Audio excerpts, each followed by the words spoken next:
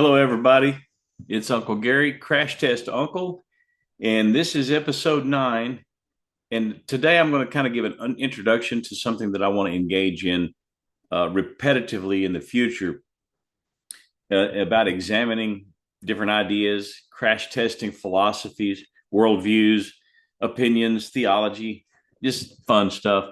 And my goal here is to learn myself because if our motive for presenting a point of view is just to be right and prove everybody else wrong, I think that's a shaky foundation or shaky reason to be debating at all. So I invite other opinions, and I want to hear from you guys, particularly on this episode right now.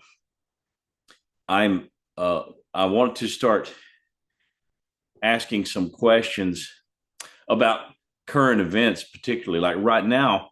We are, oh, by the way, you see my new studio? It's a wall, and I have a wall. So a blind dog, my buddy, my songwriting buddy, told me that I needed a wall. So I've got one now. So there. We're moving on up, about to go viral. I got 2 likes last week. So woohoo, we're going crazy. Anyway, I I want to present a little an analogy to you. I call it the two castles uh, illustration, and it's something that I came up with because I've been wrestling for years over some terms that I've learned through reading different books that I probably had no educational foundation to read. So I read one of Dr. Gregory Boyd's books and had to read a page and then go and look up words. What does that mean? Just a good old redneck way of learning. But I tell you what, it's good for us to challenge ourselves, and I don't think I'm a great intellect. I just know that I like to read and study and learn, and that's why if we don't carry an attitude of a little bit of humility and the ability to listen to people and read people that we don't agree with, even, and go, well, at least I know where they're coming from. And that's kind of what this is about. I want you to know where I'm coming from. And I'll guarantee you there's weaknesses in my belief system because I find them every day. I find them all the time. And I want to grow as a Christian. I want to grow as a man. I want to grow philosophically and be able to engage with people with other points of view in a productive way. So I can learn and they can learn, not necessarily try to change everybody's point of view, but I think we would do better if we could have conversations before we try to, make everybody's beliefs change to ours. But if you can't articulate the foundation of your beliefs, you're never going to really win anybody in over anything other than emotion, hyperbole, and anger or whatever. And that's not my goal. I want to live with a little more foundational truth. But the two castles. Let me talk about that for a second. I We all have an ontology, and that's just a big philosophical word that basically means a framework of beliefs. A worldview is a good way to put it. Well, I've talked about this in other episodes, but the your castle of thoughts or your house of thoughts. And like a buddy of mine told me, he said, "This is a bad neighborhood up in here, in my head." And I understand that. I knew exactly what he was talking about, wrestling with addiction, with stuff. And he said, "Man, this is a bad neighborhood. And if it wasn't for Jesus, I'd just be a fool. I'd be crazy." And I'm like, man, I resemble that remark. I agree with you. And so, yeah, you've got an ontology. Everybody, even an atheist, has an ontology, but it's a different ontology than a believer. And people with other religions have a different ontological and epistemological. And really, the epistemology is really what is your foundation for that worldview? What is the foundational beliefs, philosophical underpinnings of that belief system? And so Jesus really goes into this, in the scripture that I would lead you to is in at the end of the Sermon on the Mount in Matthew chapter 7, and I think in Luke 16, where he talks about, he says, if you, any one of you who hears these words of mine and puts them into practice and doeth them, the King James says, and basically he's saying, if you hear my words and you put them into practice, I liken you as to a man who built his house on a rock. And the rains came, the storms and the winds blew, and that house stood firm because it was built on a solid foundation. And then he goes, but those of you who hear my words and do not put them into practice, I liken as to a person who built their house on a sand, and there's not a real solid foundation. Maybe they thought it had a better view. It was just a better location for their worldview, for their framework.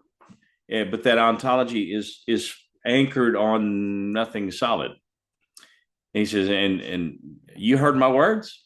There's a lot of Christians that aren't, and I being one of them, who really I knew the right words, and I some of those things I put into practice, but not everything. And I still struggle. I'm like, God, I want to actually, be a follower of Jesus, not just a knower who knows some things about him.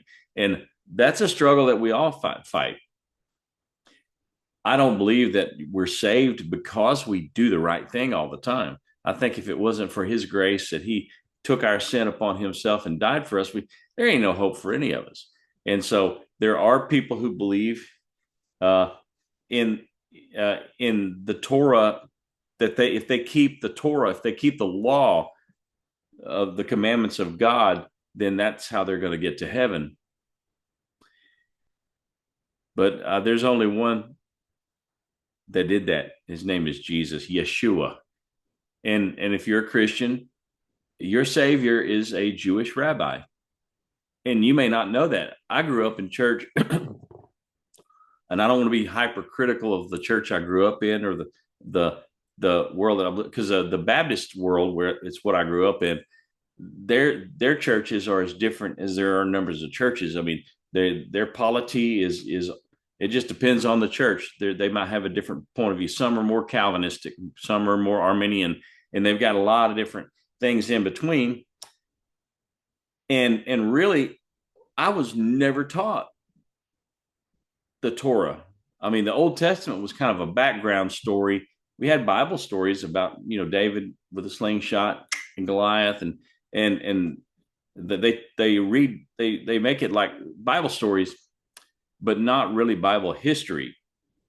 And we're talking about historical fact, and the foundation of the Christian religion is Judaism. Now, I'm not saying, and I had a friend the other day that kind of misunderstood something I said on the podcast. He said, have you converted to Judaism? I noticed you said Shabbat Shalom. And by the way, it is Shabbat. Shabbat means Sabbath. And I practice the Sabbath as best I can. I have a schedule now that allows me to be off work on Saturdays, and I have to go to work on Sunday. So, Sunday is, I don't believe you're saved because you worship on the right day, or I am not that kind of a messianic Jewish believer, but I do believe the foundation for the scriptures that Jesus was teaching in the Sermon on the Mount, the only sermon he ever preached. I believe the foundation of that, if you really study it, is based on Old Testament Torah teaching. And Jesus offended the experts because his hermeneutic was not the same as these legalistic Pharisees that stood over people and judged them, and they put themselves in a higher position because they had the inside track on the law. And he comes and he's healing on the Sabbath. Well, he broke the Sabbath. They got so legalistic about it. And so I'm like, man, if Tuesday is the only day off that you have, practice one day in your week. I feel kind of like Charlie Kirk said about just practice a day where you shut down, you rest, you read study, listen, pray, and just unplug from your week, your work week. And that rhythm has helped me. It's helped me stress wise because I'm for much of my life, and I've kind of told my life story up to now in some of these earlier episodes, and they're kind of dark because my life was very, very rough, stressful. I was dealing with a lot of stuff and spinning too many plates at the same time, try to do things that God never called me to do, really. And now I say no a lot more than I used to. And it's not because I want to be mean to anybody or that I don't want to have a relationship. I'm protective of my time alone. I really am an introvert. I thought I was an extrovert my whole life. I was on stage playing the guitar, singing, and I I'm really an introvert. I'm an INTJ if you do the Briggs Myers or Myers Briggs thing. I'm very, very more inward than I thought I was, and I need that time to unplug. Just for me, I'm more sane during the week if I get that time, and so that's what I spend my Saturdays doing. I'll go to breakfast, and I'm not saying I've never eaten bacon on the Sabbath either. I do not believe that, and I had to tell my friend, I said, no, man, Jesus was a Jew. And that didn't mean, and he didn't say we had to become Jewish to be saved. He said, just follow me.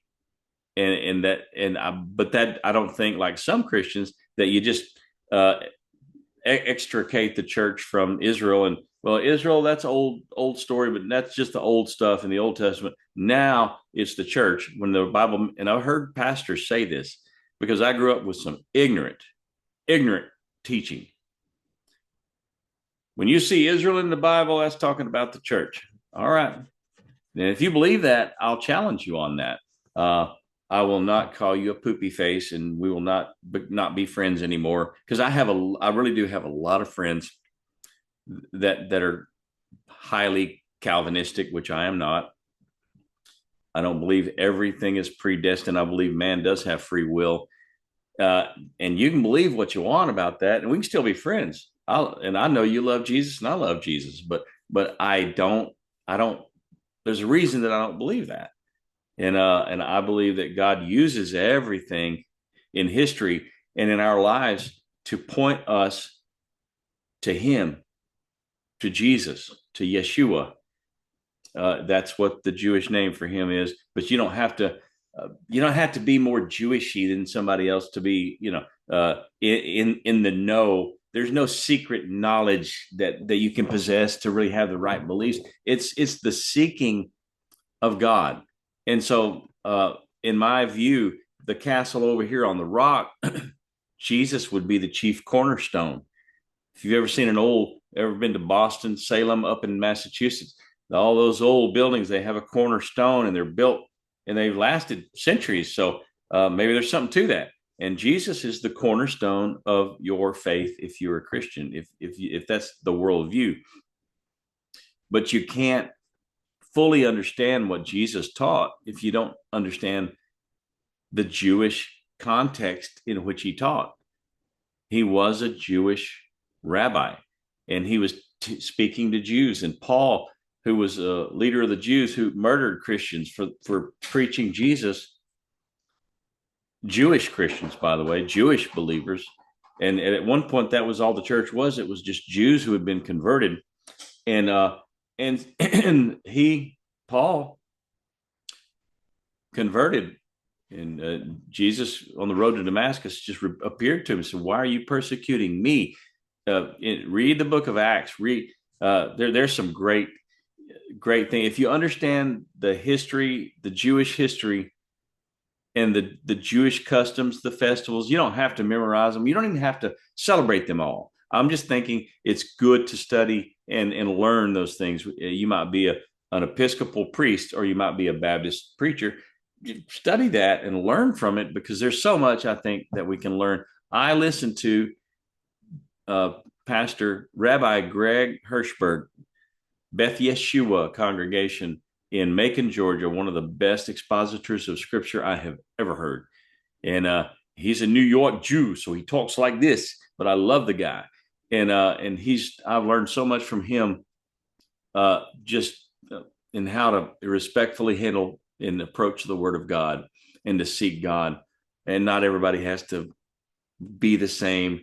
We're not called to be little cookie cutter replicas, clones of each other. We're called to look like Jesus, and it would help to understand the culture he grew up in. That's all I'm saying. But anyway, I say all that to say this: you build your house on the sayings of Jesus. Your ontology is based on certain things that would put you in the camp of believing in absolute truth. There's new philosophies today. Well, no, truth is relative. I was taught that at a Christian school, at a Methodist school, that truth is not absolute. And so I, being a little smart ass, I said, "So are you absolutely certain that there's no absolute truth?" And yeah, that didn't help me a lot in my debate. But it's true. I was just a smart aleck about things, but I still have the same question. The people who don't believe in absolute truth are so absolutely certain there's no absolute truth. I wonder where that absolute certainty comes from. What's it based on? Is it based on absolute truth? And that's kind of where I crash test ideas. I've done this my whole life. I just didn't know what to call it until God gave me this idea for this podcast. Crash test uncle. We're going to crash test ideas. So if you will, email me at crashtestuncle@gmail.com. I would love to get some feedback from you guys, both of you. If you both email me, that way I can have some ideas for future podcasts. But if you are blessed or this has been a help to any of you, please like, subscribe, share it with your friends. My goal is not to become viral. I don't know what that is. I don't want to spread any disease over the internet. There's enough sick stuff being spread over the internet. I'd like to be a positive influence, and even if you don't agree with me, I especially invite you, because we can prove to people, just like my liberal friend Joni that I talked about. She did not agree with. We didn't agree on much theologically at all, but we both had a deep love for Jesus, and we wanted to love people like that, and that was her heart. And she's gone to be with him, and I know she's with Jesus, not because she checked all the boxes of right belief in my book, because we've all got one judge, and your judge doesn't look a thing like me. My judge don't look a thing like you. And why are we judging? We should make judgments based on our ontological and epistemological foundation of that. But learning to do that is really making judgments about our own motives, or what is it? Why do we believe what we do? And if I can help you, I don't care if you're old, if you're young, I don't care how young you are, how old you are. I don't care if you're a pastor, a teacher, whatever your position is, or a truck driver. I want to help you, and we can help each other just by digging into things, and not for the purpose of debate. I'm not really interested in trying to debate, but I love to hear other points of view. And some of my Calvinist friends, we're still dear friends. We love each other. And I'm reminded, I'm going to end with this story. It was like 99, 2000-ish. I was up in Minnesota at St. Paul, Minnesota, White Bear Lake Road, Woodland Hills Church, the church where Dr. Gregory Boyd pastors. And he had just recently been kicked out of Bethel from teaching, and by some people that really didn't like what the questions he was asking. And I'm not going to try to defend him. I don't agree with everything he says, but I've just watched him, and I know the guy personally. I've met him. He wouldn't know my name probably from anything, but we actually worked with his church helping their college ministry get started back around in the late 90s, early 2000s. And when I was up there, he even played drums for me one time. He's like an electric chihuahua. The guy's just like ADD all over the place, but I love him, and a lot of energy. A great guy just to hang out with. But the week before, John Piper, a famous preacher who I have great respect for, and I've got friends that just really love him. I read his book, and I'll recommend it. Don't Waste Your Life. That book had a great impact on me. On why, I mean, if you ever wondered why do these Calvinists go on missions, well, that book will change your heart about missions, and whether you're Calvinist or not. And so, but Piper could be kind of judgmental towards Boyd. He didn't like him at that time. I don't know where they stand today, but Piper allegedly had held his book up in the pulpit, and the word kind of got around, and he was like, "This is a false teacher. This is false doctrine." And he held that book up and just kind of called out Boyd as a heretic. And I happened to be at Woodland Hills Church the next Sunday after this happened, and Greg Boyd walks up to the lectern. They didn't have a traditional pulpit. They met in what was a converted shopping center type building, and it was, lots of people there. And he picks up one of John Piper's books and he holds it up, and you can just hear people suck the air out of the room. They're like, "Oh, he's going there. He's going there." And he goes, "This man, John Piper, is a man of God, and I love him." And he said, "I don't agree with him on everything, and he obviously doesn't agree with me. But when I get to heaven, I hope I can be somewhere near this man in heaven, because I know he is a man of God."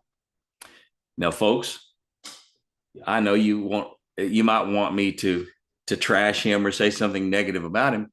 I'm just going to say this. We have a theological disagreement.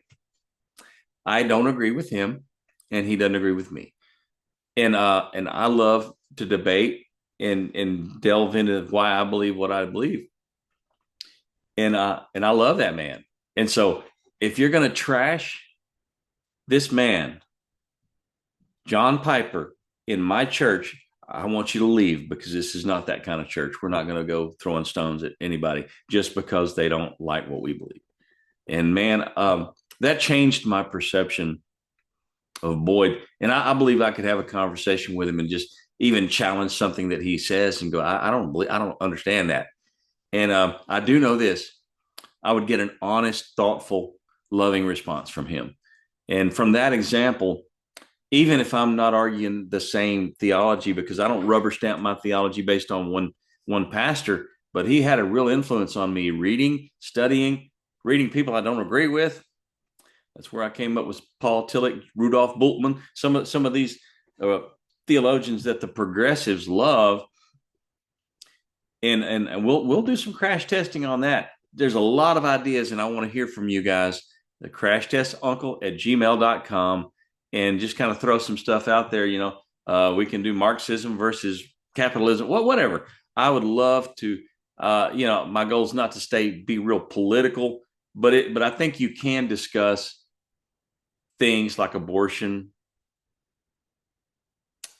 economic theory, whatever, and you can be peaceful about it and talk about what are the beliefs behind these different supply side versus Keynesian, that sort of thing.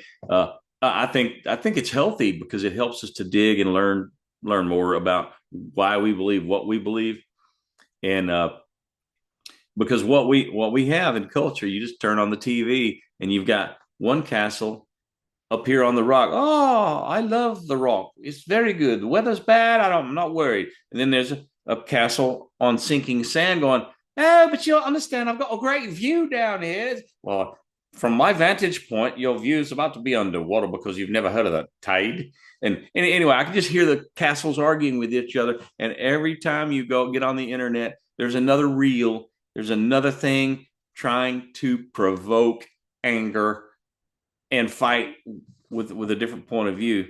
And why don't we just examine the foundations of some of the beliefs that are just tearing our nation apart right now? It might do you some good to teach your children how to do this. Teach your grandchildren how to do this. It's not that hard. It takes a lot of work. I've got some episodes I want to do, but I'm not ready for them today because I'm still studying and digging, and this is making me work. That's why I may have to go to once every 2 weeks, but I want to bring something meaningful to the table to you guys. I love you guys. Let me see if I can figure out how to turn this thing off now. Love you guys, and we'll see you next week. Bye.